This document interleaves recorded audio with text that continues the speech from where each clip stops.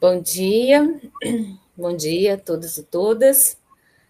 Nós vamos dar início ao nosso módulo 1 da unidade 1, hoje com a professora Flávia Barreto.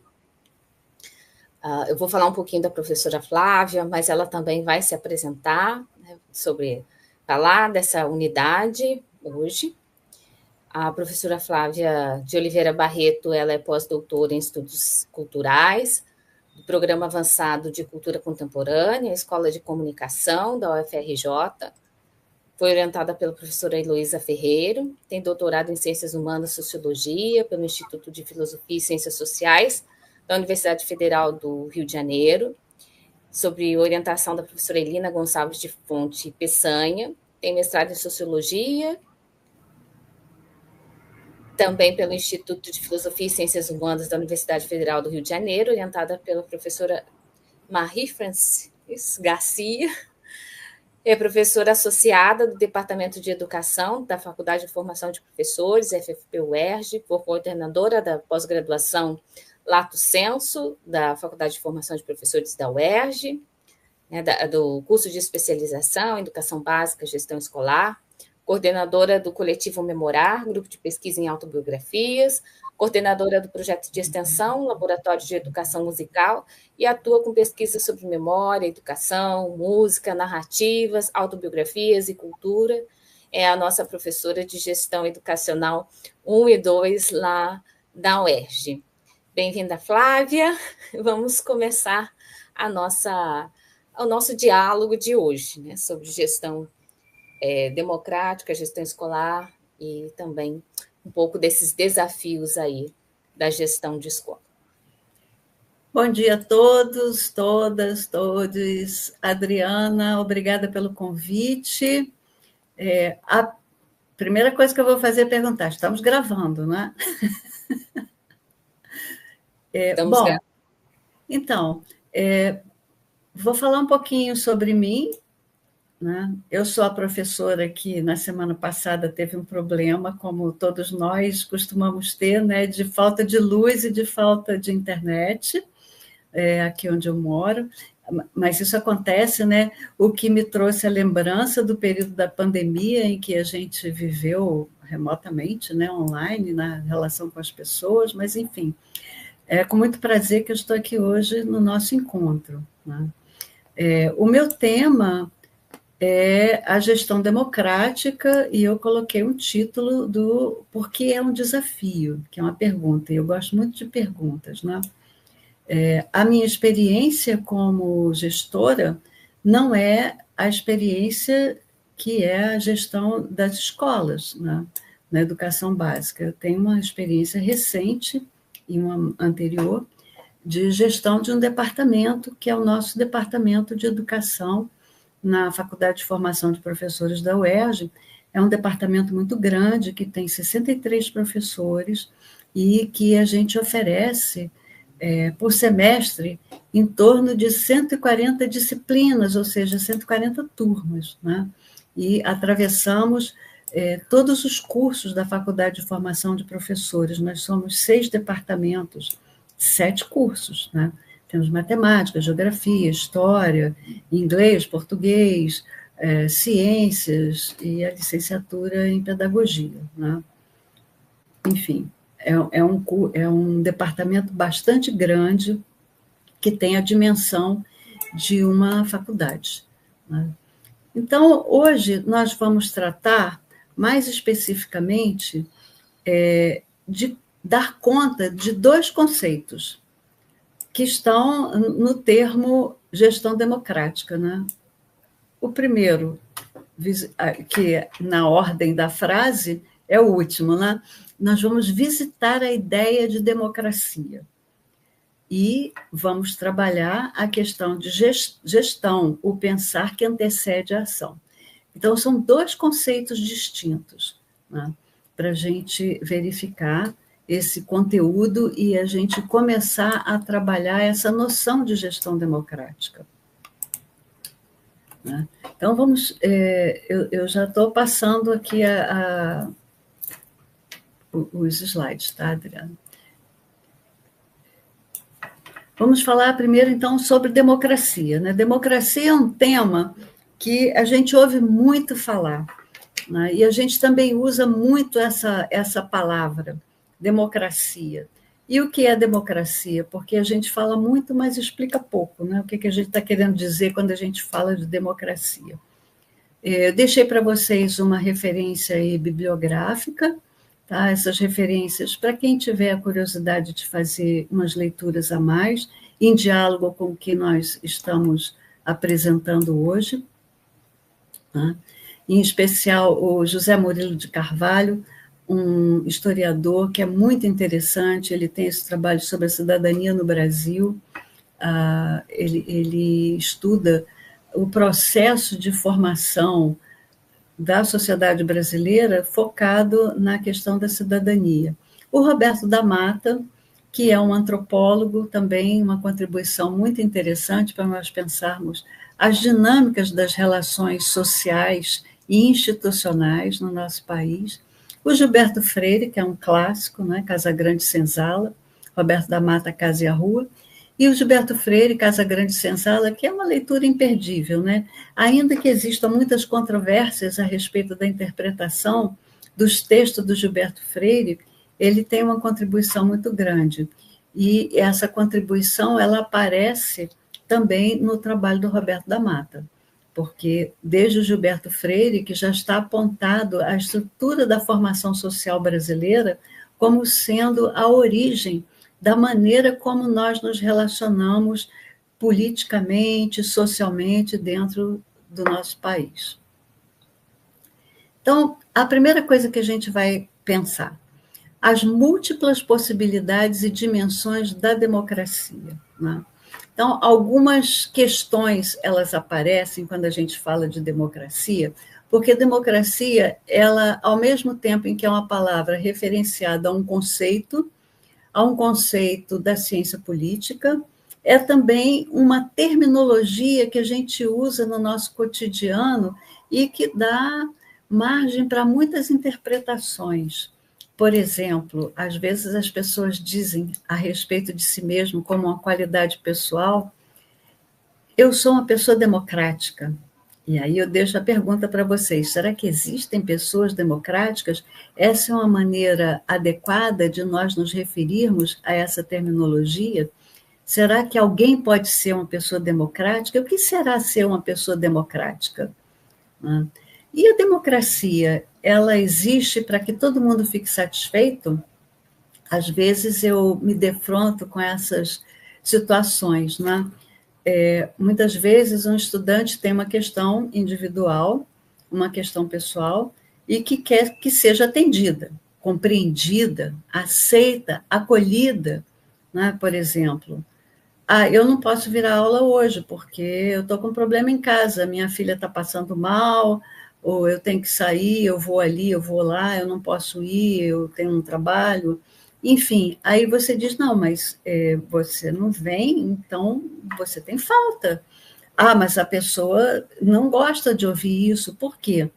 Porque não está sendo acolhida, porque não está sendo satisfeita, não está sendo atendida na sua demanda que é individual. Então, mais uma pergunta para nós pensarmos as possibilidades da democracia. A democracia, ela existe para manter as pessoas satisfeitas? Né? A democracia é o fim das hierarquias? Acho que são 3 perguntas muito pertinentes quando a gente vai falar de democracia. É preciso ser democrático, então é preciso o quê? Acabar com a hierarquia social, porque ser democrático é fazer a equivalência de todos, todos no mesmo patamar, porque hierarquia é uma questão relevante, né? Dentro de uma ordenação das relações sociais. Como é que a gente pensa a hierarquia? Hierarquia, ela existe obrigatoriamente? Como é que fica essa questão da hierarquia quando a gente vai pensar em práticas democráticas? A democracia é para igualar todas as pessoas? Como é que isso funciona? Então, vamos lá para as origens. A origem grega da democracia, a democracia, ela surge em Atenas, é uma democracia ateniense, né? Então, é uma democracia que surge como uma ferramenta de decisão representativa. Quer dizer, uma pequena sociedade, Atenas é uma cidade, é uma pequena sociedade onde é preciso reunir os cidadãos para tomar deliberações que atendam aos interesses dessa sociedade. Mas quem são esses representantes dessa sociedade ou dessa cidade? Quem são esses representantes? Porque, então, quando você escolhe os representantes, você exclui os que não estão sendo representados. Toda democracia representativa, ela é uma democracia em que os representantes são escolhidos e os demais são excluídos. Então, não é uma democracia praticada como um sistema absolutamente igualitário e sem hierarquia. Aí já é uma primeira hierarquia, né? O representante é aquele que está lá deliberando e definindo qual é o interesse do coletivo, quando o debate se estabelece, né? Então, é uma democracia que ela é excludente. E é excludente do quê? A partir de qual referencial? Do referencial de cidadania, né? Quem é que está dentro? O cidadão. Quem está dentro dessa democracia ateniense? Quem é o representante da cidade de Atenas? É o cidadão. E a cidadania é aquele cerne da discussão da dimensão democrática. Quem é o cidadão?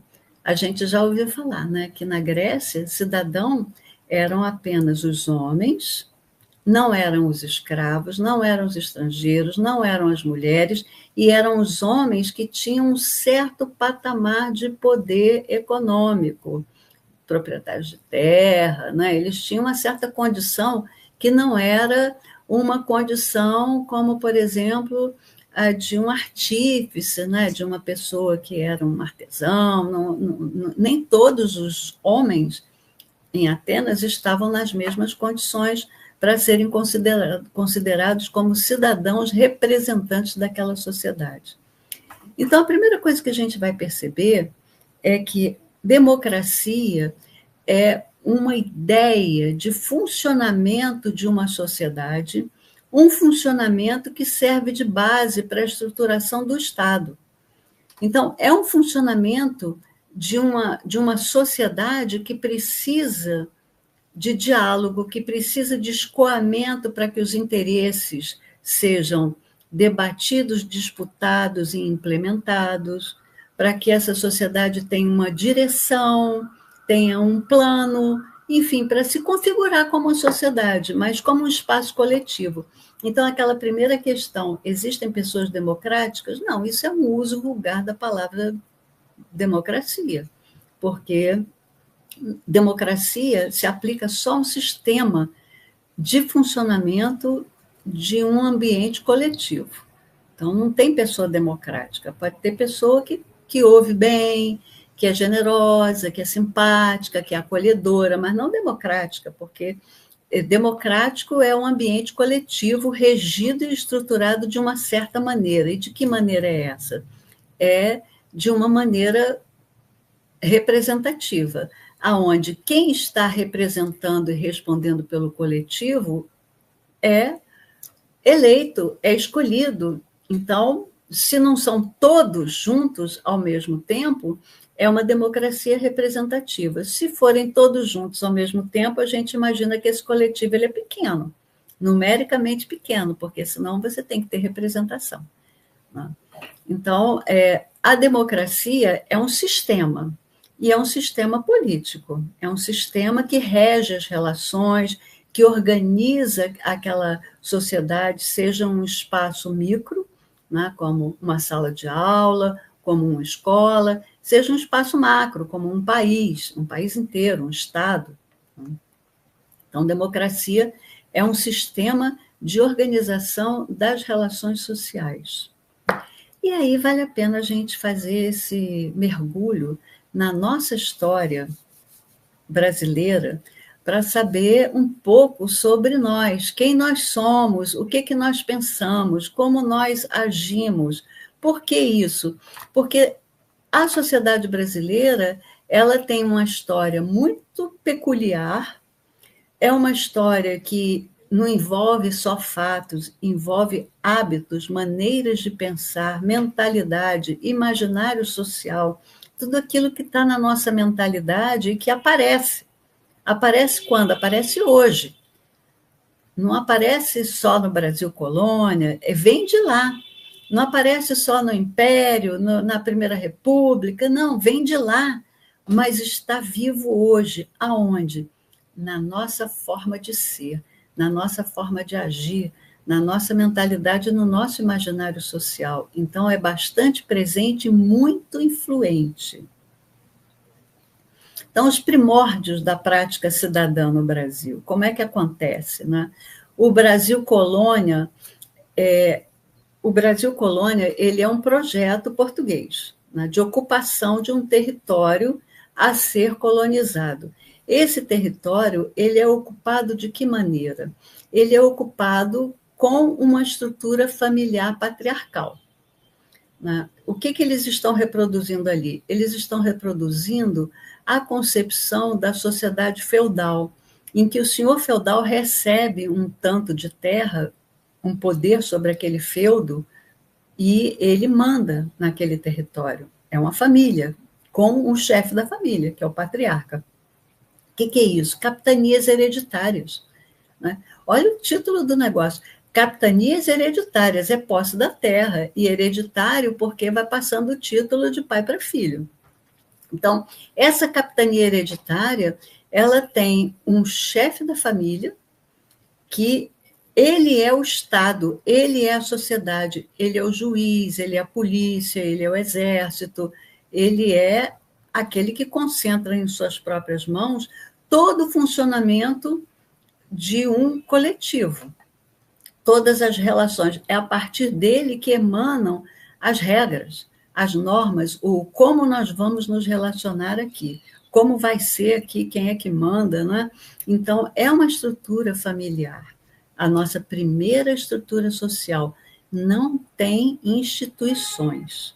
Então, o projeto da colonização português exclui as instituições.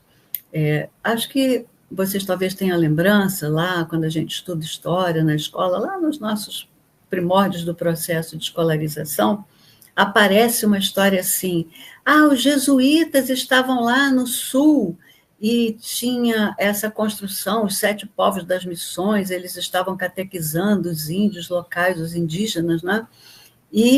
Mas eles tiveram um tipo de desavença com a colônia portuguesa, com a coroa portuguesa, e aí eles foram expulsos do Brasil. O que é isso? O que isso significa?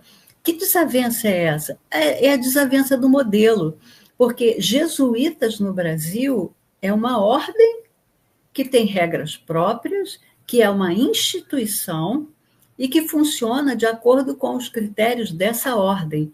E isso é institucionalização do espaço, do funcionamento dentro da colônia, obedecendo a outras regras que não a regra que regia a ideia de ocupação da colônia, que é a concessão de terras e o estabelecimento dessa relação feudal com o patriarca da família. Então, é contra essa instituição que o projeto colonial português se coloca. Né? O conflito está aí. Né? Quais são as primeiras instituições da nossa sociedade? A presença da família real portuguesa em 1808. Considerem que a chegada dos portugueses aqui se deu em 1500. São 300 anos que se passaram de absoluta ocupação do território brasileiro com práticas familiares, com práticas patriarcais e sem instituição. A primeira instituição é a coroa real portuguesa que traz. E a partir dessa presença, eles começam a reproduzir ali algumas instituições que vêm de Portugal. Né? Tem um momento interessante que é a fundação do Exército. Né? Exército, ele é uma estrutura institucional que a gente sabe que influencia a organização da escola, né? Tanto o Exército quanto a Igreja. A concepção de organização dessas duas instituições, que são instituições totais, fechadas em si mesmo, né? Com regras muito rígidas, elas vão ser muito influentes dentro da sociedade. Então, essa fundação não oficial, ela é marcada em 1640, vocês veem que é antes da chegada da família real portuguesa, em 1640, com a Batalha de Guararapes. Que batalha é essa? É a batalha de Portugal contra a presença dos holandeses no Nordeste, né? E é uma batalha importantíssima, porque assim era uma proporção, digamos assim, de um português para cada 10 holandeses. E, no entanto, Portugal sai vitorioso, né? Então, é uma fundação não oficial, porque essa fundação só vai se oficializar com a independência do Brasil, né? Então, a marca oficial é essa, mas a partir dali diz-se que existe um exército no país, né? Então, o Exército é uma das primeiras instituições a serem formadas. Diga.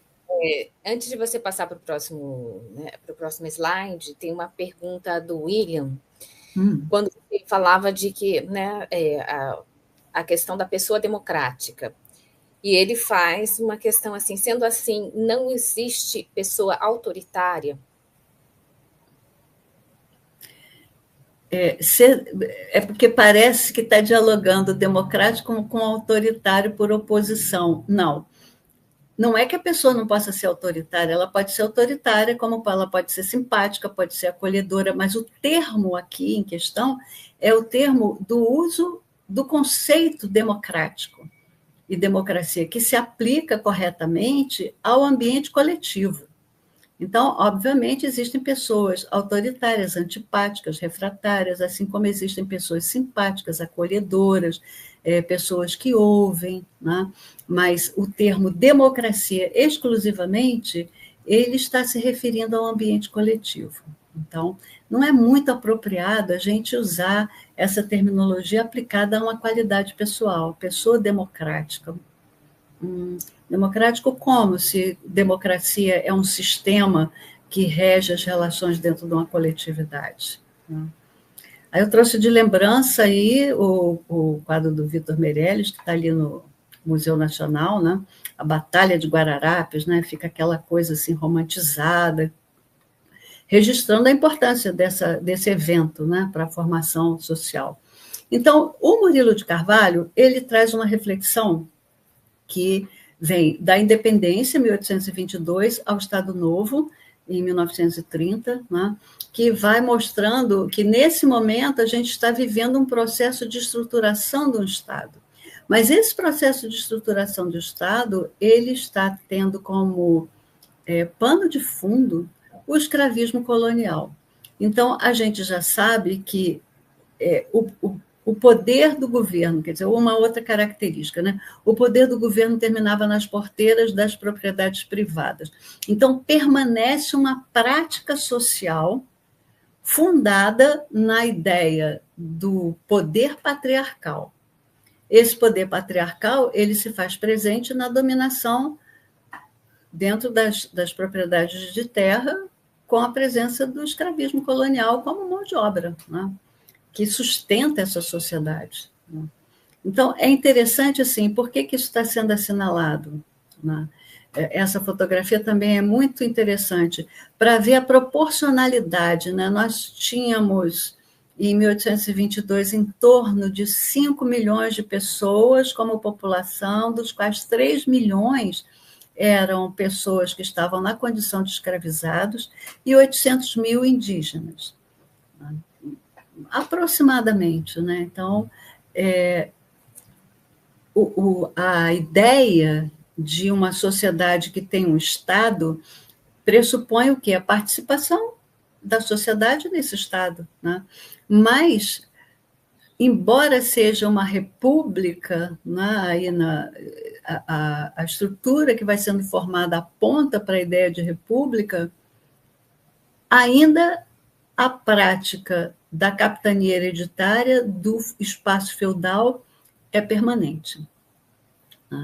Então, tem essa frase, né, que o Murilo de Carvalho registra, que eu acho bem interessante, né? Uma percepção, né, de um texto feito por um padre, né, na época: nesta terra as coisas andam trocadas, porque toda ela não é república, sendo em cada casa. Cada casa é um estado. Mas haviam eleições desde 1822. Né? Isso eu acho interessante da gente marcar, né? Quer dizer, era um Estado que se estruturava e que haviam eleições para determinadas funções, determinados cargos, determinados poderes. Né? Haviam eleições. Foram interrompidas durante o período da Guerra do Paraguai, no período da proclamação da República, houve uma breve interrupção, mas haviam eleições. Quem participavam, quem elegia e quem era eleito? Muito grego isso.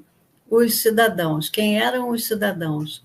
As pessoas de gênero masculino que tinham renda e que eram alfabetizados.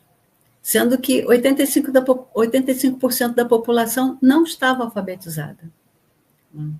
Então, você cria um sistema de representação aonde se debatem os interesses da coletividade, mas os interesses da coletividade são definidos apenas por essas pessoas. Vocês veem que a democracia, ela tem uma referência de elencar quais são os critérios de participação na deliberação. Até hoje, né, a gente ainda vive um pouco isso. Há pouco tempo foram incluídas as pessoas não alfabetizadas como votantes. A inclusão das mulheres com direito a voto também não é tão antiga assim. Foi do século passado, mas só veio em cima de uma movimentação social. Então, quem é o cidadão? Isso já é uma discussão e um debate. O cidadão ele está documentado, o cidadão ele tem que estar registrado, o cidadão tem que ter o título de eleitor. Enfim, tem alguns critérios para você ser um cidadão que vai participar. Participar de quê? Do voto. Então, o que era? O voto era para referendar um poder político local. Era assim que era praticado. Era um ato de lealdade e gratidão. Então, quais eram as práticas da época e que permaneceram, né, durante esse período aí, né, de Império, independência do Brasil, né, Império e a Primeira República, né? Você pode pagar pelo voto, você usa os capangas para conduzir as eleições, eram formadas as listas dos eleitores, quem eram os eleitores que podiam votar. Então, o eleitor que eventualmente não estivesse presente podia ser substituído por alguém que aparecer e dizer, eu sou ele, e aí eu voto. Né? Tudo isso para quê? Para referendar um poder político local. Né? Referendar o poder de quem? Dos senhores patriarcais proprietários de terra, das alianças que existiam. Né? Isso sempre foi um assunto que me intrigou muito. Né? No período do mestrado, eu fiz Ciências Sociais e Sociologia. Né? Então, no período do mestrado, eu fiz uma pesquisa sobre a representação política no meio rural, e o meu local de campo foi o interior de Minas Gerais, uma área rural de produtores de café e de criadores de gado. Né? E foi muito interessante porque ali, né, era uma pequena cidade, bastante pequena. A cidade tinha 3 ruas na época, né? Isso foi da década de 80, né? do século passado. Ninguém conta para ninguém que faz tanto tempo. Mas nessa pesquisa, esse lugar ele era muito interessante assim, porque haviam 2 facções políticas. As facções eram os sapos e os jacarés. Sapos e jacarés tinham um chefe político, que é um chefe de família, e todos os seus correlatos. Né? os sobrinhos, os irmãos, os parentes, os afilhados, os vizinhos, enfim, os correlatos, né? Então, você votava com os sapos ou votava com os jacarés. Sapos e jacarés, os candidatos, podiam vir vinculados a qualquer tipo de partido político aonde eles conseguissem uma vaga para se colocarem como candidatos. Então, o fato de ter um partido político não contava em nada, não era referência de coisíssima nenhuma. A referência era, esse aqui é sapo, aquele ali é jacaré. Então, os sapos eram os comerciantes, eram mais a população urbana, e os jacarés, a parte mais vinculada às propriedades rurais. A disputa era ferrenha. E, nesse momento, a vida das pessoas que habitavam as fazendas, os pequenos proprietários de terra, os sitiantes, essa vida ela ganhava uma aura de festa, né? Isso eu fui percebendo ao longo das entrevistas, ao longo das visitas, e concluí que o bom título para esse trabalho de mestrado seria A Política é uma Festa. A política para a eleição de prefeitura era a mais importante daquela região, porque é a mais próxima, é a que está em jogo mais proximamente as relações pessoais daquelas pessoas, né?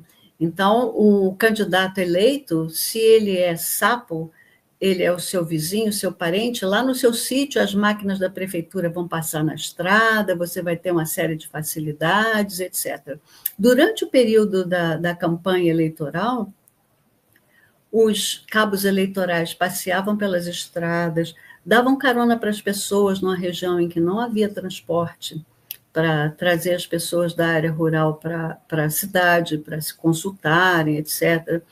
As possibilidades de consulta no hospital eram facilitadas, a concessão de um crédito, né, na loja de material de construção acontecia.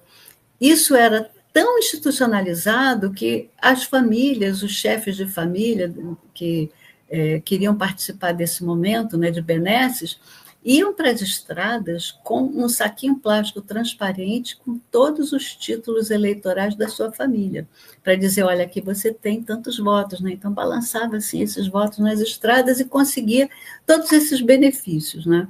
Se depois eles eram leais a quem concedeu os benefícios, a gente não sabe, mas havia esse momento que era um momento feliz, um momento de facilidades na vida que você começava a ter quando você passava anos sem ter nenhuma facilidade, não tinha ninguém arrumando a sua estrada, ninguém ia ajudar você a conseguir uma consulta, comprar um óculos, fazer uma dentadura, né? Coisas absolutamente mínimas, né?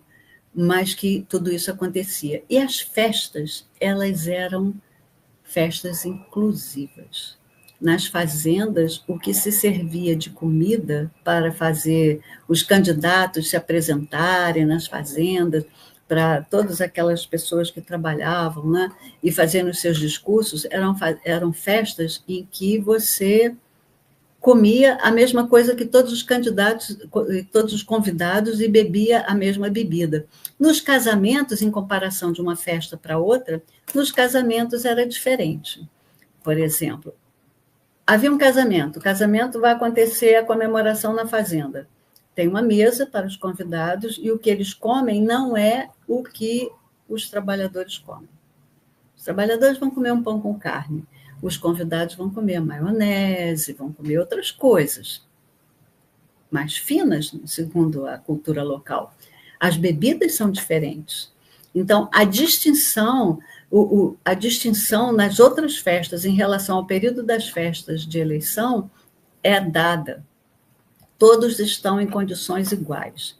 Nos palanques são distribuídos sanduíches e bebidas para todos, igualmente, e o mesmo tipo de comida. Então, a festa da política era uma festa que acontecia porque as relações eram muito próximas. A política, né, o período da política de presidente, governador, isso aí não afetava muito a vida dos habitantes locais. O importante era o período das festas da política local, aonde você tem essa referência, que é uma referência de relação, uma referência de proximidade.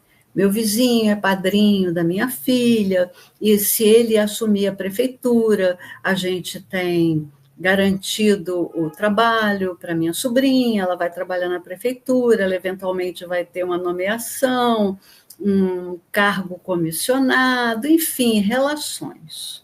Né? E são essas as relações que regiam as preferências políticas pela aproximação pessoal. Né? Então, isso que estava acontecendo lá nesse período é uma prática que vai se estendendo. Né? A gente vai vendo as consequências desse tipo de estrutura social, de práticas de não estrutura social, na verdade, na constituição da nossa sociedade. E é interessante, assim, esse é o modelo português de colonização, mas não foi, por exemplo, o modelo espanhol de colonização. Na América Espanhola, enquanto aqui a família portuguesa está chegando, na América Espanhola já haviam 23 universidades construídas pela América Espanhola, né? Enfim, você encontra na América Espanhola a constituição de cabildos, que são uma espécie de câmara de vereadores, de representantes. Então, é uma instituição de representação política que se forma, enquanto aqui nós tivemos apenas a prática das relações familiares patriarcais, como formação social que atravessa séculos. Então, isso nos traz de presente a sociedade relacional, que o Roberto da Mata vai comentar. Né? A sociedade relacional é uma percepção também do Gilberto Freire, que é bastante interessante, que o Roberto da Mata ele retoma em outros termos. Né? É uma prática que gera essa pergunta que nos é muito familiar. Você sabe com quem está falando, né? É a prática social relacional que mantém essa relação de parentesco, de aproximação, de apadrinhamento. Essa é a referência. Essa é a referência política e social. Reafirma a hierarquia, a superioridade, os privilégios, mantém a ideia de subalternidade, né? É o que gera, por exemplo, critérios para concessão de trabalho, de emprego, de posições, garantia de direitos, afirmação de lugares sociais, e tem também a consequência clássica, né? A impunidade, as exceções, as prerrogativas, os poderes. Né? Isso é um sintoma de sociedade relacional que vem como derivação dessa formação social brasileira que é conduzida no nosso território pelo modelo de colonização português. Adriano, acho que cabe aí a gente dar uma paradinha para assistir o nosso videozinho de 1 minuto, porque eu estou falando aqui, né, do Brasil colônia, do Brasil império, da República lá, 1930 e tal, mas assim, vamos ver 2020, o que a gente encontra. Antes de nós vermos 2020, o que a gente encontra, nós combinamos com Flávia se eu faria os comentários, as perguntas ao final durante a aula, e como ela preferiu ser não só uma aula, mas também um diálogo, que eu interromperia algumas vezes, mas é uma interrupção programada. Então, nesse sentido, quando você falava da compra dos votos e de toda a sua relação com o mestrado, a Gabriela disse que forjar a democracia dando um perfil de quem podia votar, né? Nesse sentido, desse contexto. E a Cris também disse que isso nos ajuda a entender o nosso tempo presente e que é muito atual esse cenário, apesar de você estar relatando de outra época, mas também um cenário atual. E a Rosiane disse que é muito interessante essa reflexão, né? E quanto isso também é importante para entendermos os nossos processos atuais. Não sei se você quer comentar antes do vídeo sobre isso ou já podemos colocar um vídeo. É isso mesmo, né? O vídeo vem no sentido, quer dizer, os comentários de vocês estão reafirmando essa ideia, né? E o vídeo vem no sentido de mostrar o sintoma muito atual desse processo histórico que nós vivemos. Porque quando a gente passa por um processo histórico que tem tantos séculos de práticas sociais, de relações entre as pessoas sendo organizadas a partir dessas referências, a gente tem um imaginário social que é difícil de desalojar, né? Então, ele permanece conosco. E a gente, de vez em quando, vê um sintoma extremado. Tem sintomas mais disfarçados, mas hoje a gente vai ver o exemplo de um sintoma extremado, mas que acontece em 2020, durante a pandemia.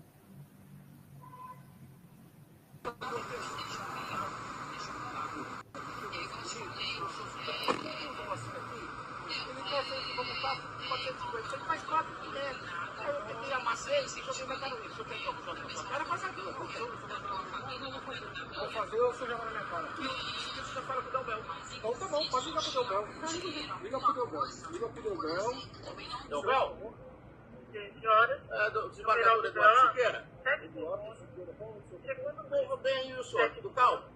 Eu estou aqui com um analfabeto que envelheceu aqui, um rapaz. Ele falou que eu falei, vou ligar para ele, porque eu estou andando sem máquina, só estou eu na faixa de praia que eu estou. Ele está aqui fazendo uma multa e ele disse, então, isso não tem detalhe. Eu expliquei de novo, eles não conseguem entender. Aí eu falei, então faz o seguinte, você vai falar com o Delbel. O Delbel é que fala comigo, eu não falo com ele. Ele que quiser. Agora o senhor vai manter, cidadão. O senhor falou. O senhor não é autoridade, o senhor vai falar. Vou passar o telefone, Delbel. Eu não vou falar com o senhor. O Delbel está aqui. Eu não vou falar. Tá bom, eu vou ficar tranquilo. Tchau, obrigado. Vai fazer o procedimento e rasgar. Tá bom. Qual o nome do senhor? Seu nome, por favor? Eu sou obrigado a dar. Tá bom? Dá o seu documento. Ah, o senhor sabe ler? Então leia bem porque o senhor está se metendo. Não, imagina, você vai sair. Tá rasgado. Se você jogar em via pública, você vai ter o banco do despejo e gratuito. Ah, tá, não. Não, nós também estamos. Você joga no dado, aí tá calor. Essa cena interessante é a cena de um desembargador que é flagrado por um guarda municipal sem o uso da máscara. E ele diz que vai multar, porque esse é a orientação para o exercício do trabalho dele. E aí o desembargador liga para um superior e diz, eu estou aqui com um analfabeto seu, e ele não consegue entender, e ele quer me multar, então você fala aqui com ele, porque eu sou autoridade, e aí ele diz, você não é coisa nenhuma, você não é autoridade para o guarda, né? E o guarda disse, mas eu vou lhe multar. Qual o seu nome? Mas eu não tenho obrigação para dar. Aí diz, não, seu documento. Aí ele diz, você sabe ler? É interessante assim que nessa argumentação, o que emerge? Não só a ideia do privilégio, da hierarquia, da diferença social, da posição de dominação por uma memória racial, onde você tem as pessoas que vêm do continente africano para viverem no nosso país na condição de escravizado e, portanto, a base da sociedade que não tem direitos, né? E você tem ali uma ideia assim, em que ele acena como referência desse critério de superioridade, eu sou cidadão, você é um analfabeto. É óbvio que o guarda não é analfabeto, coisíssima nenhuma, que sabe perfeitamente ler, escrever e entende de lei. Mas ele diz, eu estou aqui com um analfabeto seu, quer dizer, um ser ignorante, analfabeto, que está se insurgindo contra mim. Você sabe com quem você está falando, mas o ser não compreende, ele não entende. Que ali existe uma exceção, uma prerrogativa, um poder e uma impunidade. Essa cena, ela ocupou, né, um espaço dos nossos telejornais em 2020, quando a gente estava discutindo as condições das primeiras saídas depois da pandemia, né? Em que havia a obrigatoriedade do uso de máscaras, etc. E tal. Então, assim, é interessante a gente ver que isso acontece perto de nós e que esse assunto que vem lá do Brasil Colônia, que vem de uma reflexão sobre a nossa formação social, ele, no entanto, faz parte do nosso presente, né? E aí nós estamos vendo uma cena em que isso se manifesta de forma exacerbada, mas existem outras formas mais sutis de manter viva essa memória e essa prática social. Então, o que a gente está falando na questão da cidadania? A cidadania, ela é um critério que responde a referências elencadas, né? E são elencadas pelo Estado, de quem é que tem a condição de cidadão para a participação de um processo, por exemplo, de escolha de representantes. Então, nós vivemos atualmente uma sociedade que ela é organizada em cima da ideia da democracia de representação. Pode ser alargada essa representação, o debate pode incluir todas as pessoas, é possível, mas temos condições de sermos incluídos? Como é o nosso imaginário social a respeito da questão do exercício de poder? Porque o que está em questão é o exercício do poder. Como é que se exerce o poder e o que é o poder? A gente pensa também como uma forma de apropriação, numa linguagem de sentido mais comum, né? Mais usual, um termo vulgar, o poder. O poder é pensado como um substantivo. Fulano está no poder. Ah, fulano tem poder. Ah, é o poder da pessoa, ela tem poder. Mas a gente perde, né? Quer dizer, esse poder pensado dessa maneira é como se ele fosse uma qualidade própria de uma pessoa que tem uma dada posição. Então, pessoas de poder, fulano tem poder, mas a gente perde de vista a ideia de que na ciência política o que se discute é que o poder é uma relação social. É uma relação social em que você pratica negociações para que se viabilizem os interesses, a realização dos interesses. E isso pode acontecer com ou sem subordinação. Quer dizer, pode ser uma relação simétrica ou uma relação assimétrica. Do que eu estou falando? Vamos fazer um exemplo da relação de poder bem próximo da nossa realidade. Os filhos e os pais. Então, o filho é pequeno, uma criança. Aí a mãe e o pai dizem, olha, você vai na casa do seu colega hoje, mas eu quero você de volta aqui às 7h. Senão, eu não vou deixar mais você sair. O filho diz, não, pode deixar. E aí o filho vigia aquele horário, porque sabe que se ele ultrapassar, pode ter castigo, vai ouvir bastante, vai tomar uma reprimenda. Então, ele tem essa responsabilidade. Ali você tem uma relação de poder dos pais sobre esse filho. O filho está numa posição de subordinação. Os pais estão impondo regras e limites para a possibilidade de ir e vir dessa criança. E aí o filho cresce.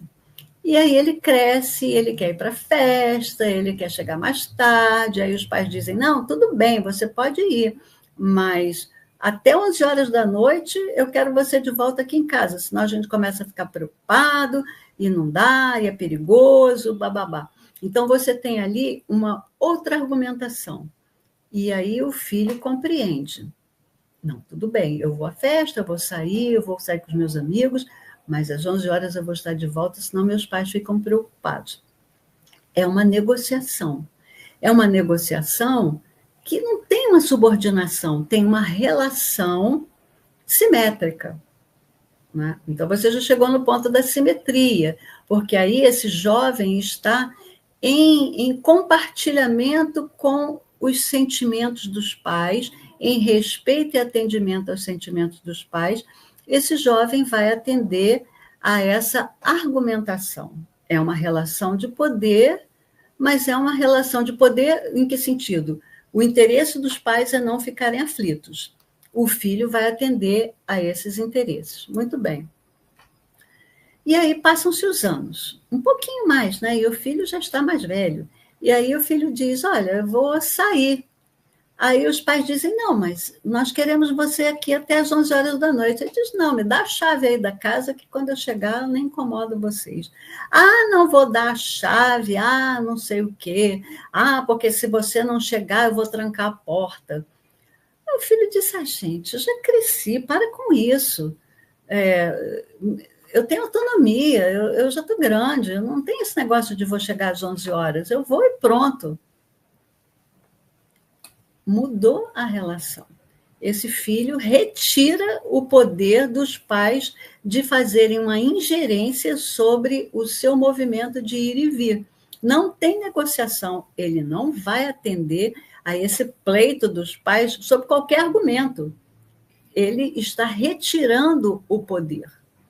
Então, quando você mantém o poder, quando você concorda com o poder, você mantém o poder. O poder é exercido numa relação entre...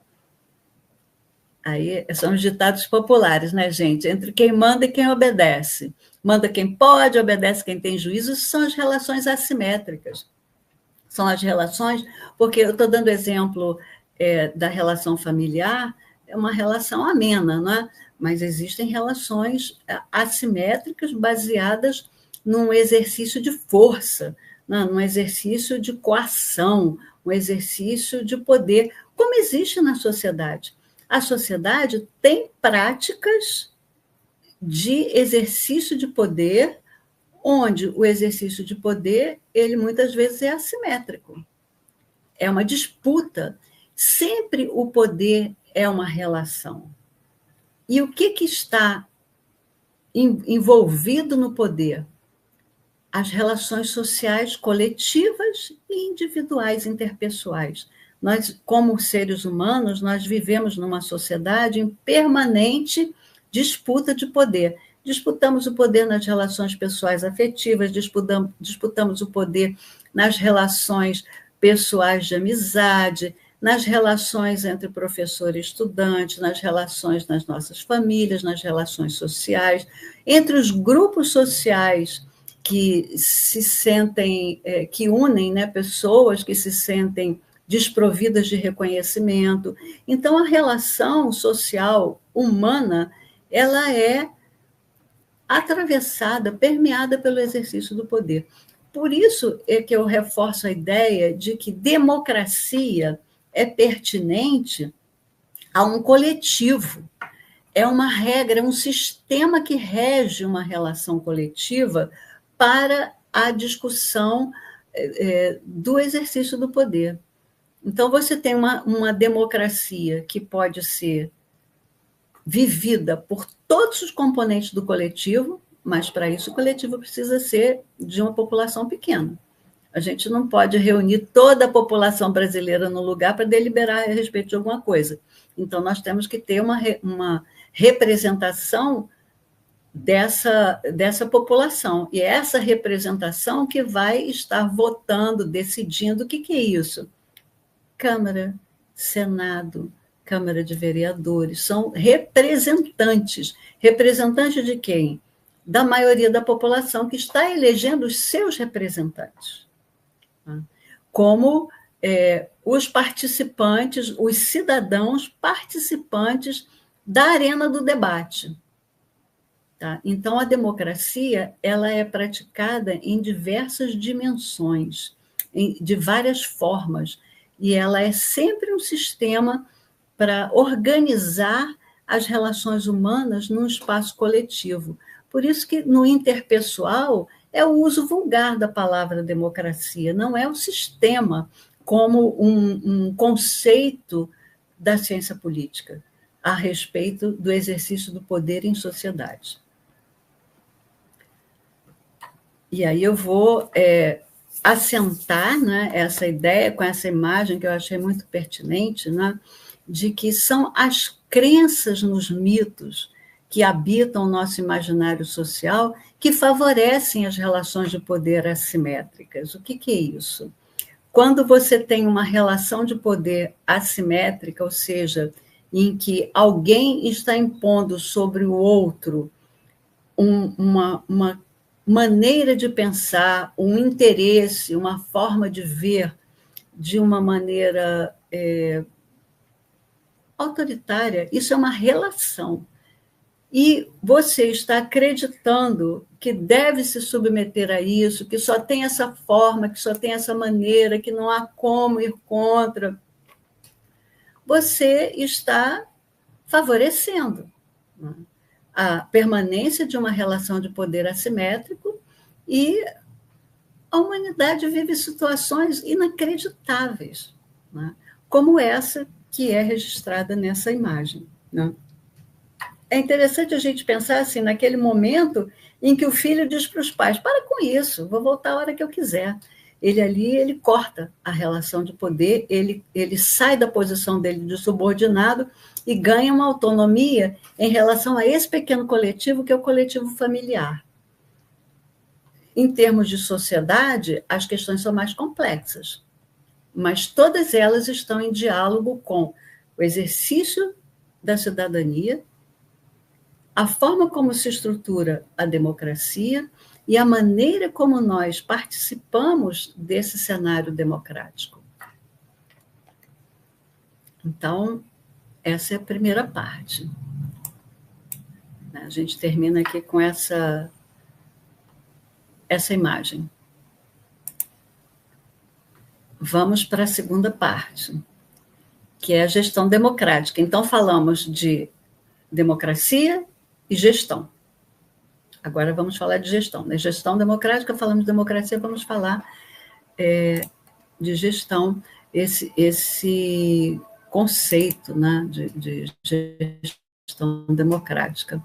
O que a gente pode dizer sobre ele, né? A gestão democrática das escolas públicas, né? Deixo para vocês também algumas referências de texto que são interessantes, que são clássicos, né? Que tem umas referências aí para a gente pensar e trabalhar o tema, né? Principalmente a Constituição. Né? A Constituição, o capítulo 3 da Constituição, mas antes de entrar aqui, vou fazer uma ponderação, que é a seguinte: a gente está falando de conceitos, tá? A gente não está falando do uso vulgar das palavras. Então, falando de conceitos, é bom que a gente registre sempre o seguinte: gestão é diferente de administração. São dois conceitos distintos, absolutamente distintos, tão distintos quanto a água e o azeite. Não vou nem dizer a água e o vinho, porque a água e o vinho entra ali, se mistura e dilui. Não, a água e o azeite que não se misturam. A administração é a maneira pela qual você vai distribuir os recursos materiais, os recursos de pessoas, né, enfim, as riquezas, o suporte financeiro. Isso é uma administração. Toda administração obedece a uma concepção. A concepção é a gestão. Também vou dar um exemplo assim próximo da nossa existência para a gente entender bem essa distinção. Vamos imaginar o seguinte: tem uma dona de casa ou um dono de casa com seus filhos em casa, uma menina, um menino, e eles estão com muitas tarefas domésticas, né? Então, tem lá uma lista de tarefas domésticas a serem feitas, e aí o responsável por este lar, doce lar, vai dizer o seguinte: fulaninha, a menina, vai lavar a louça, vai botar roupa na máquina para lavar, você lava a louça, depois você vai me ajudar a fazer a comida. E fala para o menino: olha, você vai jogar o lixo fora, vai levar o cachorro para passear, você vai varrer a calçada, você vai fazer essas coisas, vai fazer as compras. É uma medida administrativa. Você tem essas tarefas todas e está alocando as pessoas nessas funções. Tem uma concepção de gestão?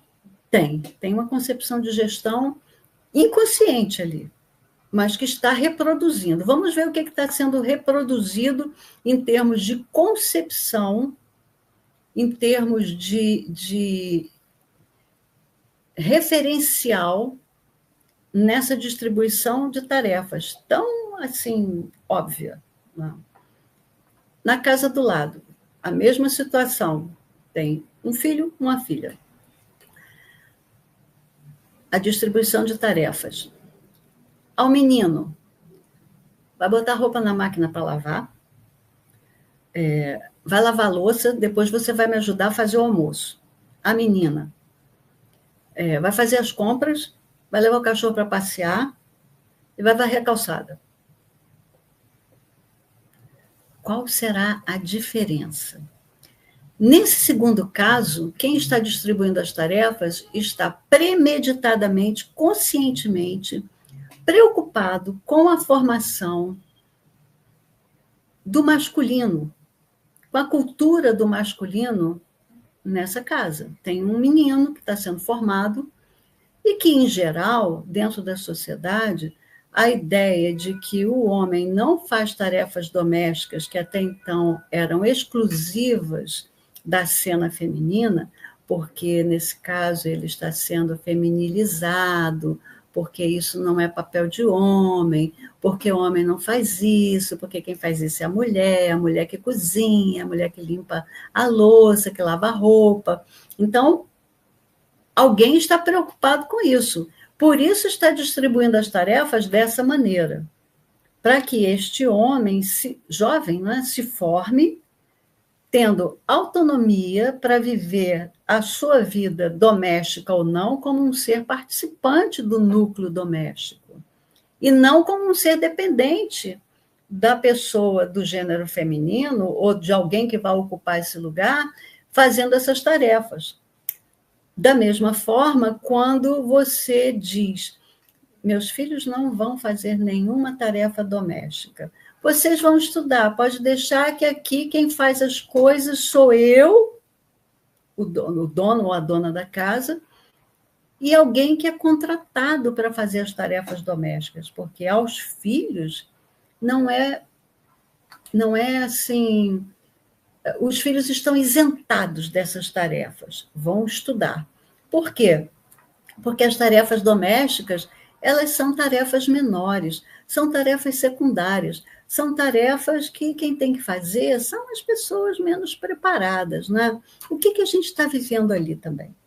É a lembrança da Casa Grande da Senzala, é a lembrança do período da escravidão, é a lembrança de que lavar a louça, lavar roupa, varrer a casa, limpar o lugar em que você vive e lavar o prato que você come e fazer a sua comida, não é coisa digna. Isso é papel de quem, na hierarquia social, está ocupando o plano secundário. Como se todas as pessoas do planeta não precisassem comer, que depois de comer você deixa um prato sujo, alguém vai ter que lavar. Então, o aprendizado sobre as responsabilidades com a sua própria sustentabilidade de existência, ali ele está hierarquizado. Se a pessoa ficar sem empregada, e se a pessoa não tiver alguém que cuide, vai fazer o quê? Vai viver numa casa em que ela não tem essa prática. E mais do que não tem essa prática, ela tem horror a essa prática, porque essa prática é humilhante, essa prática é degradante, essa prática está cheia de qualificações hierarquizantes. Né? Então, é interessante assim, a gente perceber que quando a gente está trabalhando administrativamente, divisão de tarefas, priorização de atividades, tudo isso está sendo gestionado por uma concepção que pode estar oculta. Por que oculta? Porque ela é inconsciente. Porque quando nós reproduzimos as referências sociais da sociedade onde nós vivemos e historicamente onde nós aprendemos a existir, nós muitas vezes não temos consciência de que estamos reproduzindo e perpetuando para todo sempre essa sociedade. A gente pensa que está fazendo certo, a gente pensa que é assim que se fazem as coisas, é assim que se age corretamente, mas a gente não está tendo a consciência de que o trabalho administrativo, ele é gestionado por uma concepção. Ele é orientado, ele é direcionado, e ele é direcionado para que se atinja um objetivo sempre. E esse objetivo pode ser o de manter as coisas como elas estão, o de perpetuar tudo.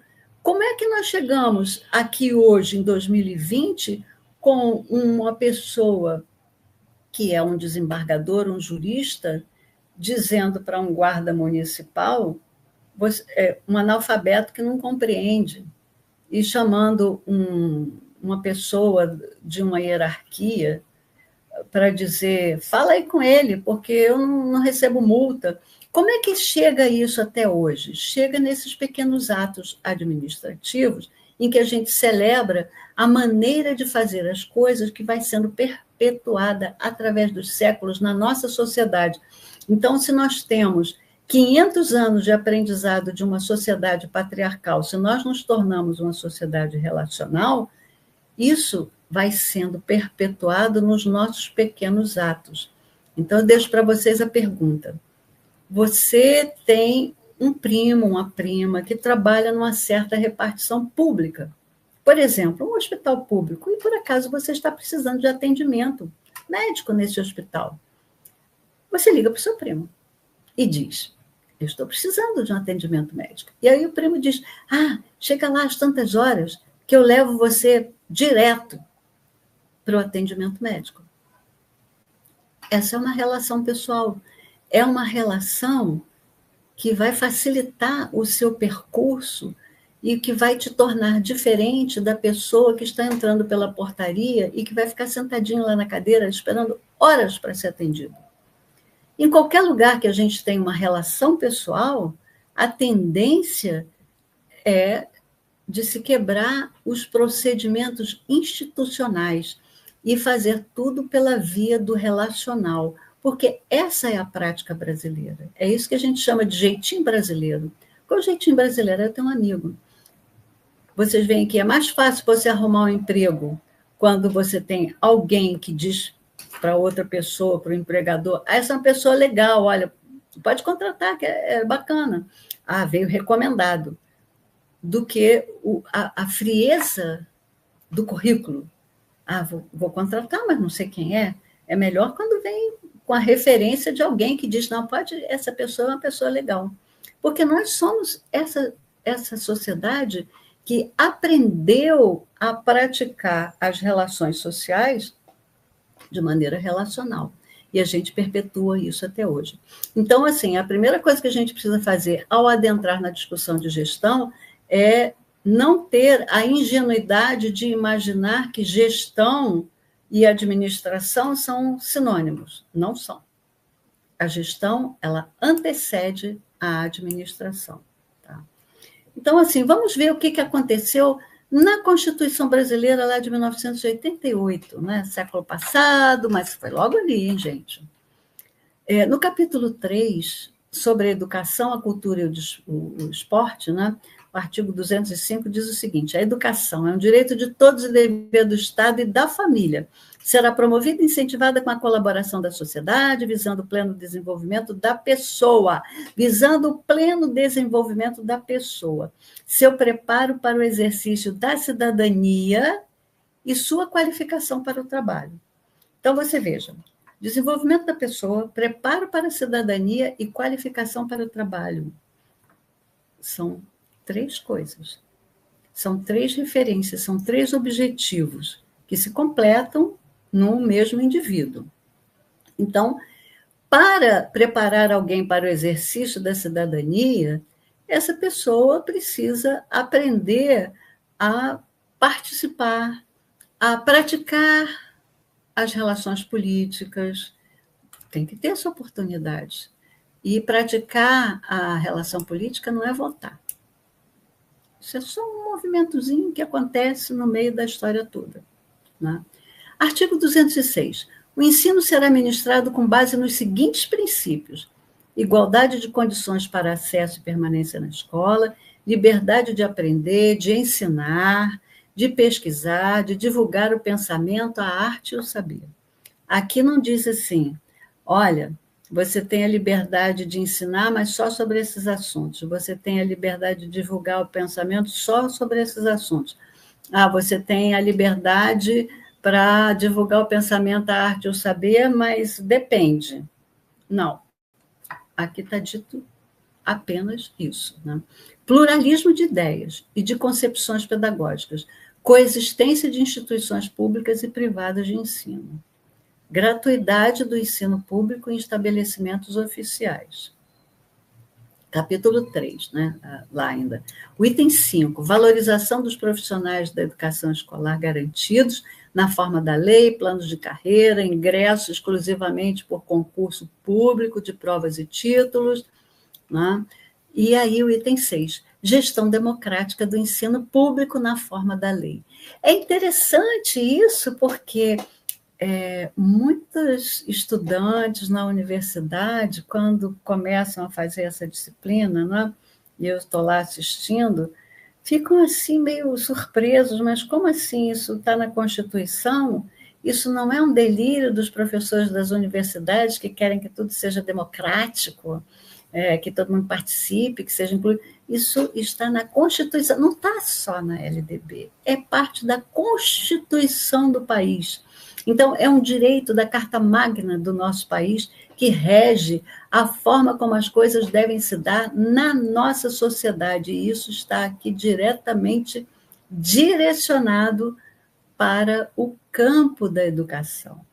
A gestão, ela é democrática. Muito bem, vamos ver como é que vai ser isso, né? Garantia de padrão de qualidade, piso salarial profissional nacional para os professores da educação escolar pública nos termos da lei federal. Então, agora, na manhã de sábado, já estamos todos animados, né? Vamos adiante. Então, vamos para a LDB. A LDB, eu não vou ler toda a parte, né? Mas é no artigo 14, que diz: os respectivos estados e municípios definirão as normas da gestão democrática do ensino público na educação de acordo com as suas peculiaridades, conforme os seguintes princípios. Quer dizer, isso aqui vai ser o quê? O deslindamento das possibilidades da prática da gestão democrática de acordo com os estados e os municípios, né? Mas não estão questionando o fato de que há uma obrigatoriedade de que a gestão seja democrática. Participação dos profissionais da educação na elaboração do projeto pedagógico da escola. Sempre tem notícias de que o projeto pedagógico é um misterinho. É um papelzinho que fica lá na gaveta, em muitos lugares, em outros não. O que é o projeto político pedagógico? O que é o projeto pedagógico? O projeto pedagógico é uma formalidade, é uma obrigatoriedade, é um formulário que vem lá para ser preenchido, que alguém pode preencher e apresentar se houver alguma fiscalização ou alguma demanda. Mas qual a função disso, afinal de contas? Qual é a função do projeto pedagógico, né? Fala do conselho escolar, né? E aí vamos entrar um pouco mais detalhadamente na ideia, não vou comentar muito isso aqui, né? Mas é interessante, assim, no Conselho Escolar, você tem, que é um órgão deliberativo, né?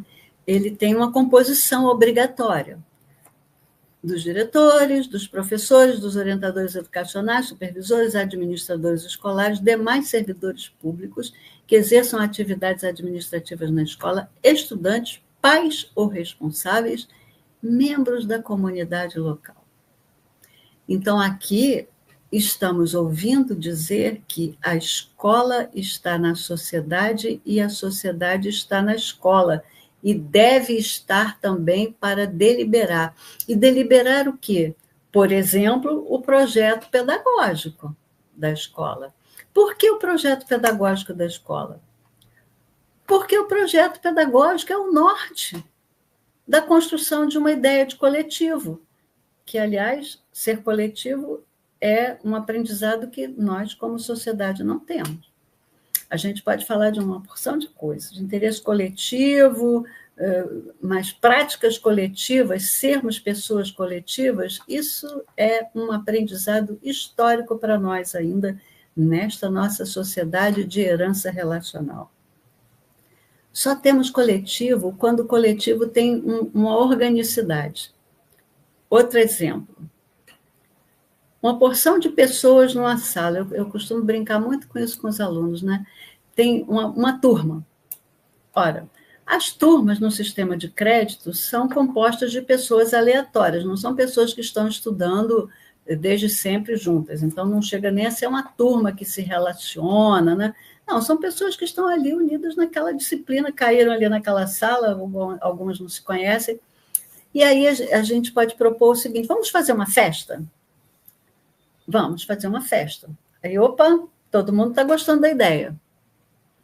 Já estamos unificados num propósito, vamos ter uma festa. Todo mundo está dentro? Todo mundo está dentro. Qual o objetivo? A festa. O que nós vamos celebrar? Sei lá, vamos celebrar o Coelhinho Cor-de-Rosa. Digamos que seja esse o objetivo. Mas para celebrar o Coelhinho Cor-de-Rosa, o que a gente tem que fazer? É uma festa fantasia, é uma festa que vai ter café com leite, pão com manteiga, porque a gente vai celebrar de manhã, no horário da aula. Quem é que vai trazer o café com leite? Quem é que vai trazer o pão com manteiga? Quem é que vai fazer as fantasias? E vai ter cartaz, vai ter o quê? Vai ter dança, vai ter música.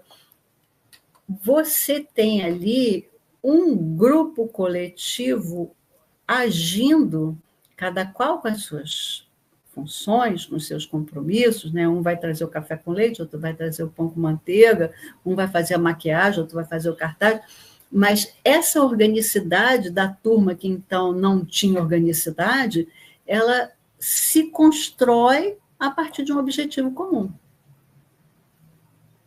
Então, se esse grupo coletivo tem um objetivo comum e cada qual ali dentro está elencado para fazer uma parte, todos sabem quais são as partes que vão ser feitas para que você chegue no objetivo final. Daí o fato de que, é um fato, né?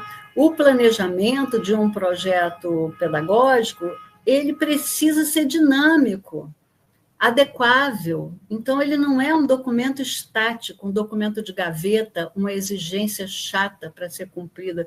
Ele é uma ferramenta poderosíssima para você construir uma ideia de coletividade que envolvam aqueles sujeitos, porque já de antemão eu já sei que o pessoal está aí se mexendo nas cadeiras e dizendo: opa, como é que a gente vai juntar essa galera toda para ser um coletivo, administradores, todos os trabalhadores da escola, mais os pais que não vêm nas reuniões, com dificuldade de diálogo, porque somos tribos diferentes, né?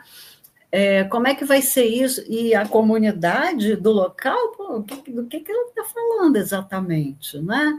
Então, assim, como é que você pode ter uma ferramenta para trazer estes atores sociais para dentro da escola, para construir uma possibilidade de exercício de um sistema democrático que inclua, na condição, aquela ideia, né, de cidadão, na condição de cidadão, com cidadania, essas pessoas que estão afastadas da escola.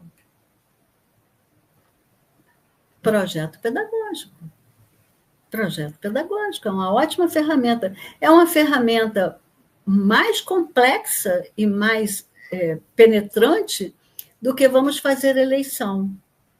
Faz eleição, a gente vai lá e vota e depois some todo mundo, como nós fazemos com os nossos políticos. Quem é que fica vigiando o vereador, o deputado federal, o senador, vigiando no que eles estão votando? Quem é que fica de olho nas pautas deliberativas das nossas câmaras de representação para ver como é que o seu representante vai votar?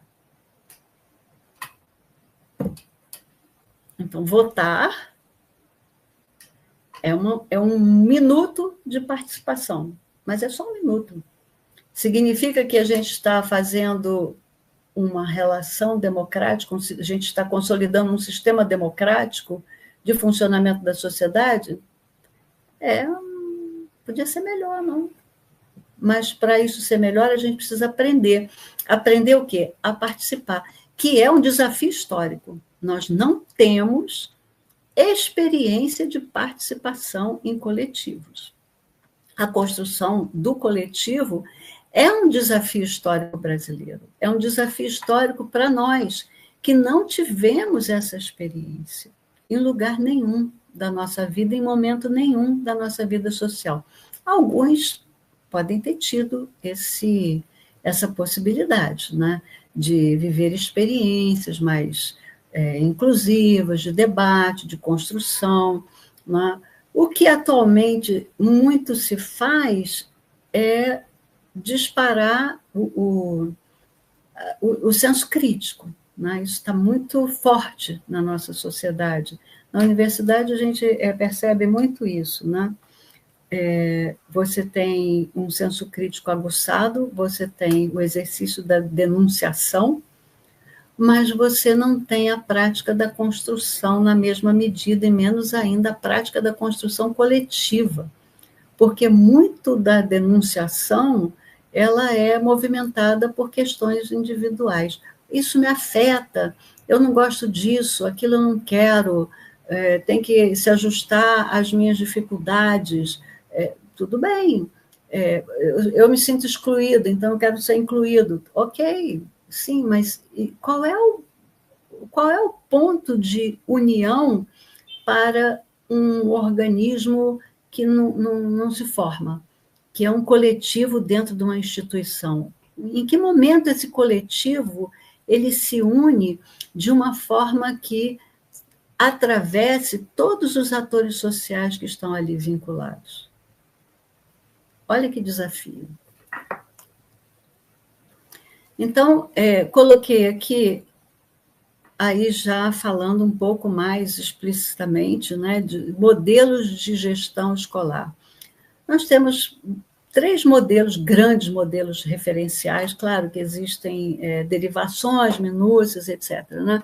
Mas 3 grandes modelos de gestão escolar. A ideia de administração, que é muito movimentada, né? muito comprometida com a eficácia, com a consolidação da hierarquia, com a funcionalidade, com a produtividade, porque a ideia de administração ela é uma ideia sedimentada numa concepção de administração de uma instituição que teria um funcionamento muito similar ao funcionamento da indústria, ao funcionamento de instituições que têm como objetivo uma produtividade. E aí vem a questão: a escola é uma instituição produtiva? O que a escola produz? Pãezinhos? Os pãezinhos são os estudantes que saem formadinhos? A escola produz conhecimento? Atenção! A escola não produz conhecimento. Produzir conhecimento é produzir conhecimento novo. A escola é a primeira instituição onde o jovem cidadão em formação ele vai ser inserido, saindo do seu espaço pessoal, familiar de qualquer ordem, mas o seu espaço local, pessoal, e para onde ele vai viver a experiência de uma instituição. Então, é o primeiro mergulho do jovem na sociedade. Muito bem. Ele está agora na sociedade. O que ele vai aprender? Ele vai aprender conhecimento, ser cidadão e se formar como pessoa. São esses os 3 objetivos da educação, segundo a nossa Constituição. Então, a escola não produz conhecimento. A escola faz circular, a escola insere, a escola divulga, a escola abre as portas para que os novos membros da humanidade caminhem, passeiem e adquiram conhecimentos e referências que a humanidade acumulou. É um espaço de inclusão, é um espaço de democracia, é um espaço de formação do cidadão. A escola não produz. Bom, vamos nem falar ainda do conhecimento, que eu não sei se vai dar tempo para a gente falar sobre conhecimento, mas acho que é um assunto interessante para a gente retomar no nosso próximo encontro, que haverá. Né? Conhecimento é uma questão muito interessante. Então, assim, uma outra concepção, gestão participativa, aí o gatilho do participativo. Participativo aqui é conceito. Conceito de gestão participativa é um modelo. Ah, mas a gestão democrática também tem participação, ela também é participativa. É, mas são modelos de organização distintos. A gestão participativa, ela tem um foco no funcionamento, na eficácia. É a nova gestão, é a nova concepção de administração. O objetivo é a eficácia. Através de quê? Da organização das funções, do treinamento pessoal, do como mostrar para cada um qual é o seu papel. Se todas as engrenagenzinhas da rodana estiverem azeitadas, então aqui a gente vai ter uma empresa que vai funcionar muito bem. Mas o quanto ela é inclusiva, o quanto ela é de prática, de exercício cidadão democrático, de aprendizado disso, quanto isso acontece? Não é bem a preocupação aí. Então, tem que ter muito cuidado com essa formulação, porque ela é capciosa. Isso aqui é um modelo de nova gerência. E a última proposta, que é a nossa brasileira, que está na Constituição e na Lei de Diretrizes e Bases, que é a gestão democrática, que, para funcionar, ela precisa de uma gestão coletiva, tá escrito certo, de uma gestão coletiva, que essa gestão coletiva se coaduna, se congrega através de um projeto. Se não tem um projeto, como é que você une as pessoas? Eu vou dar um exemplo rapidamente de uma escola que eu conhecia, uma das professoras que faziam parte da gestão dessa escola, no curso de especialização, e ela me contou como eram trabalhadas as coisas na escola dela, no município em que a FFP está inserido, né? Então, a escola tinha um projeto, Museu da Ciência. Todos os trabalhos, todos não, mas assim, os mais bonitos trabalhos das feiras de ciência através dos anos ficavam preservados e eram colocados à mostra na época da Feira da Ciência, que a escola se abria para a visita da comunidade, dos pais, enfim, dos estudantes. E aí, muito ex-estudante da escola ia lá com a sua família para ver o seu robozinho de papelão, o seu trabalhinho, porque eles estavam ali celebrando o sentimento de pertencimento àquela escola. Eles fizeram parte daquela escola. A escola tinha um projeto que dialogava com o entorno, né, os pequenos comerciantes e serviços e tal, que era a escola de samba. A escola saía junto com os professores, funcionários e estudantes em manifestações de tipo escola de samba, né? Mas não tão grandioso, né? Porque o número de pessoas não era tão assim enorme, né? Mas saíam com temas. O último que havia sido narrado era o dengue. Então, as crianças saíam fantasiadas de mosquito, cantavam músicas, compunham e saíam distribuindo folhetos de consciência, de como manter a área limpa. Então, haviam essas propostas que eram discutidas na escola com os pais, os estudantes, e inseriam também os funcionários, né, os administrativos, os técnicos e a manutenção, na coleta dos materiais, porque tudo aquilo era para realizar aquela apresentação da escola de samba, reciclar aquele material todo e tal. Então, todo mundo se envolvia naquele projeto, porque naquele dia eles iam se manifestar dentro da comunidade. Então, era interessante E a escola era um espaço que tinha uma memória local, uma memória, tinha um afeto por aquele momento de passar e fazer parte daquela escola. Esse movimento ele não se tornou permanente, porque adiante houve uma interferência política e foram desalojadas essas pessoas que faziam parte desse grupo de gestão, embora a memória dessa época tenha permanecido e que anos depois estava tentando ser reconstruída. Então, assim, existem exemplos dessas possibilidades. Mas que, inclusive, assim, o interessante dessa experiência que eu estou narrando é o fato de que essas pessoas nessa pequena escola de comunidade não tinham contato com a discussão sobre a gestão democrática. Elas estavam fazendo isso intuitivamente. Elas construíram uma gestão democrática sem necessariamente terem tido acesso a um debate sobre o conceito, o modelo de gestão democrática. Temos outros modelos também para comentar, mas aí eu acho que a gente tem um teto, não é, Adriana? Acho que 11h30 estamos no teto, se deixar eu passo. Também, não sei se vocês estão colocando questões.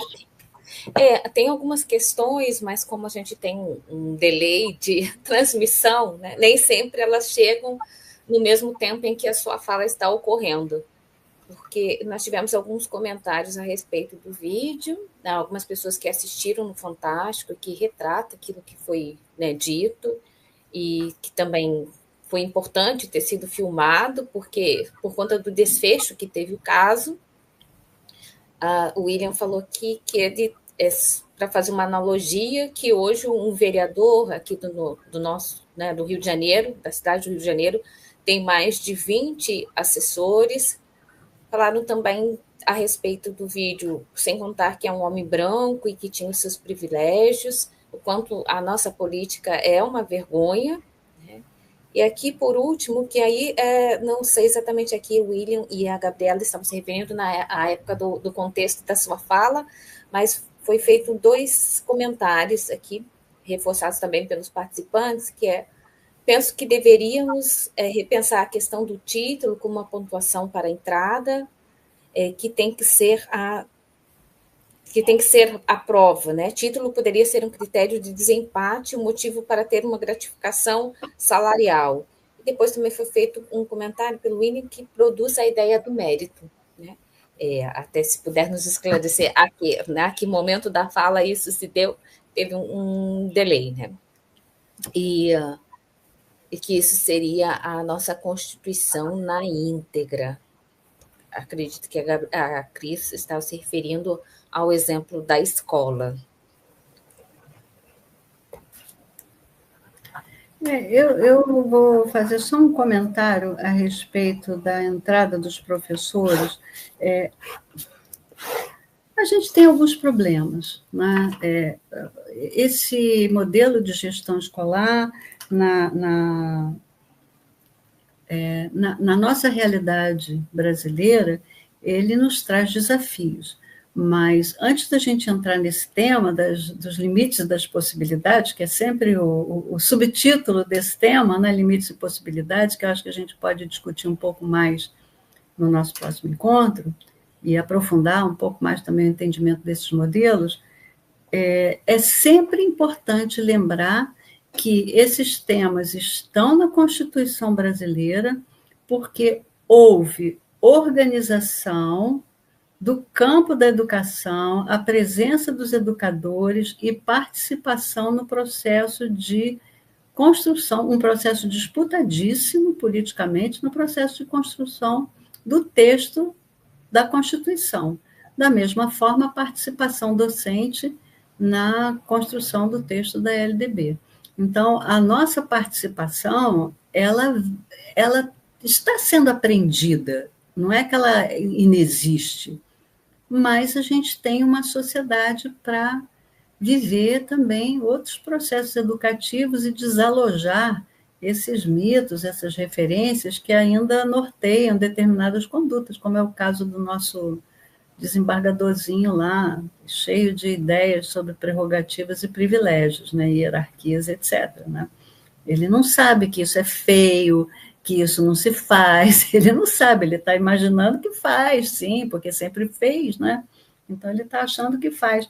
É interessante a gente pensar o seguinte, por exemplo, quando foi encerrado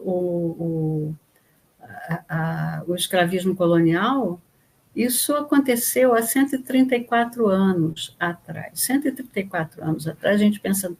Sempre a gente estuda como uma coisa do passado, o passado está lá longe. Não, 134 anos atrás significa, sabe o quê? 4 gerações só.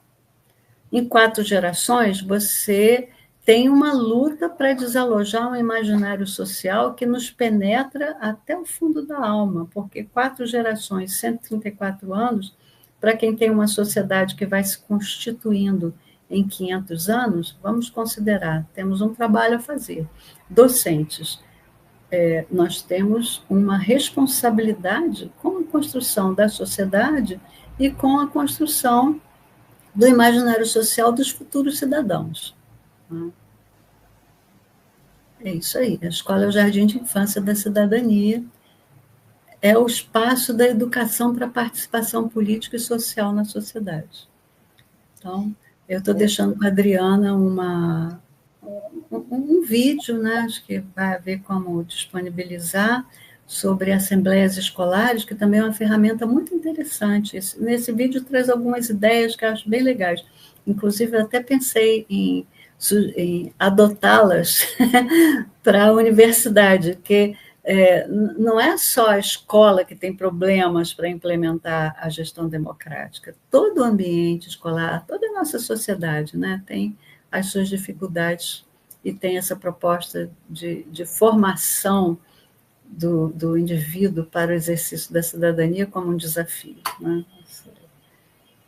Entre esses desafios, teve alguns comentários importantes, né, para a nossa reflexão de hoje, falando de que, de fato, essa gestão democrática ela está cada vez mais distante nos municípios, pelos gestores que são indicados pelos prefeitos, pelos, né, vereadores, e que o debate no chão da escola ele não tem avançado, porque ainda se acredita que o cerne tem que ser a meritocracia, né? Os colegas professores ainda eles sustentam que qualquer debate em cima da meritocracia, e o que é bem triste para a nossa realidade, né, escolar. Também a ideia das eleições para a direção, que em todos os municípios tem que avançar ainda. Vamos retomar isso no próximo encontro? Tem mais um comentário aqui. No estado tivemos eleições para diretores, inclusive foi feita pela comunidade. Muitos anos sem eleições, então foi um ganho dentro da nossa rede, né? Que é esse processo consultivo que as redes estaduais têm. Por outro lado, tem muitos desafios ainda, né, para as redes estaduais e para a própria autonomia dos nossos diretores e diretores das escolas, dos colégios e das escolas estaduais. Acho que é um debate importante quando a gente pensa na escola e quando pensamos nesse jardim de infância da cidadania que a Flávia nos apresenta. Eu espero que tenha sido uma manhã leve. Agradável. As suas considerações finais, não sei se você tem ainda mais alguma coisa para falar, Flávia, que aí eu quero dar alguns recados importantes também para vocês e realizar alguns agradecimentos. Eu vou me despedir de vocês hoje, esperando o nosso próximo encontro, com muitas outras questões também igualmente desafiadoras e interessantes para a gente abordar, e considerando que nós temos um papel a exercer na formação das novas gerações, nós temos um compromisso. Se nós somos todos professores, não é porque a gente escolheu essa profissão, porque o nosso foco era o enriquecimento. Nós temos algo que nos movimenta e que nos faz pessoas assim, com muita vontade, com muita motivação de participar da construção da sociedade. Então, que esse seja o nosso mote. Eu só quero dar alguns recados importantes. Como a Flávia disse, nós vamos fazer a reposição da aula. Essa seria a aula 2, mas acabou sendo a aula 1. Então, da aula 2, nós vamos marcar ainda um dia para que essa aula ela seja reposta. Imprevistos acontecem. E nós agradecemos a compreensão de todos, desde terça-feira e hoje sábado. Recebi muitos e-mails ansiosos pelo encontro, ansiosos também para o acesso ao ambiente virtual de aprendizagem, que ainda não aconteceu. Esclareci no chat, mas quero esclarecer novamente que, infelizmente, ainda o nosso Departamento Geral de Tecnologia e Informação, de TI, não resolveu a questão do acesso à senha. Nessa semana, eu conversei com o chefe responsável pelo setor, que está aí vendo, junto à UERJ, a melhor maneira de fazer esse acesso o mais rápido possível, porque a gente sabe que, por vezes, enviar por e-mail, as coisas acabam se perdendo, ou vai na nossa caixa de spam, ou os e-mails também seguem de maneira incorreta, ou a caixa está lotada, e nem sempre essa comunicação ela fica, de fato, facilitada. Então, espero que esse problema, essa situação, ela seja resolvida em breve e vocês recebam o acesso por e-mail com essa senha, que provavelmente o login será o CPF, mas nós estamos ainda nessa pendência da liberação da senha de acesso. Aqui tem muitos agradecimentos a você, que além de ser leve, foi esclarecedora, que foi interessante, né? Que foi uma manhã de muito conhecimento e de compartilhar conhecimentos também, muito agradável, desejando um ótimo final de semana para todos. Eu também, em nome da coordenação acadêmica, eu gostaria de expressar o sincero agradecimento à Flávia Barreto pela aula de hoje, mas também pela generosidade em aceitar o convite de uma forma assim, muito rápida, porque tivemos que fazer algumas inversões nesse curso. Vocês têm acompanhado todas as dificuldades que ele tem ensejado, parte também da dificuldade das nossas escolas, da universidade pública, que vocês conhecem muito bem, como essas questões acontecem, e de todos os impedimentos, né, históricos que vêm de uma administração, né, de uma imposição aí, burocrática e de processos administrativos que inviabilizam algumas questões, e por você compartilhar os seus conhecimentos e conduzir com tanta clareza e profundidade, né? Não foi só uma clareza, mas profundidade a discussão sobre os conceitos de democracia e de gestão. Acho que a sua exposição nos faz compreender de forma argumentativa e contextualizada, não só o sentido teórico desses conceitos, mas, sobretudo, como eles se manifestam nessas práticas históricas e relacionais, um novo conceito, no nosso cotidiano escolar, revelando que a gestão ela antecede a administração. Isso precisa ficar bem claro, porque vemos que tem ocorrido o contrário, né? Uma administração que precede uma gestão e que tem outras concepções de gestão, nesse campo de relações humanas, de escuta, de participação e desses processos aí democráticos. Pessoalmente, eu iniciei os meus diálogos com Flávia há 10 anos, há cerca de 10 anos na UERJ, e quando eu atuava com a disciplina de estágio em gestão, supervisionada em gestão escolar, e que fui buscar ali dos colegas de trabalho, mas nas amizades que se formam também, reflexões importantes sobre essa articulação entre teoria e prática no ambiente escolar. Foi uma etapa muito marcante e necessária quando eu iniciava na FFP e tive essa acolhida de Flávia, a acolhida de Flávia Barreto, mas também a acolhida do Colégio Estadual Nilo Peçanha de São Gonçalo, porque as questões precisam ser ditas. Nós falamos tanto dos problemas, mas precisamos falar das acolhidas e daqueles que nos tocam, que nos recebem. Então, a direção da época, que o nome agora me escapa, mas que abriu generosamente as portas da escola, confiou no trabalho da universidade, no trabalho que realizávamos com os estudantes de São Gonçalo e nos espaços em que a gestão educacional realmente se concretiza. Não era uma cultura, não era uma prática da universidade, ao que me parece, ainda que o estágio seja denominado em gestão escolar, mas que os nossos estudantes adentrassem nesse universo dos desafios da gestão escolar. As críticas são fáceis ao trabalho da gestão escolar, dos diretores e das diretoras, mas é só quando você tem essa experiência, vive essa memória e tem esse mergulho que você percebe os desafios da gestão educacional, né, nesse espaço.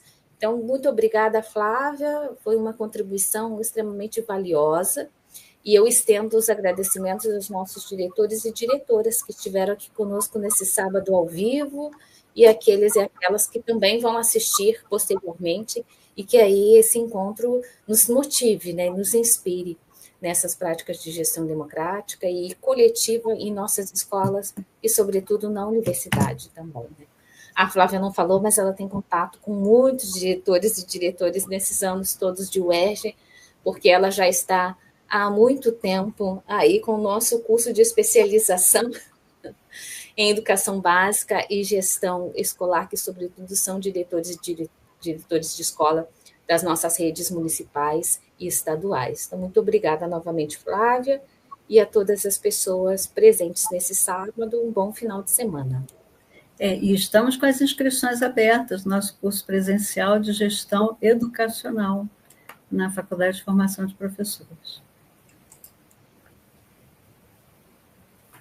Graças. Até mais.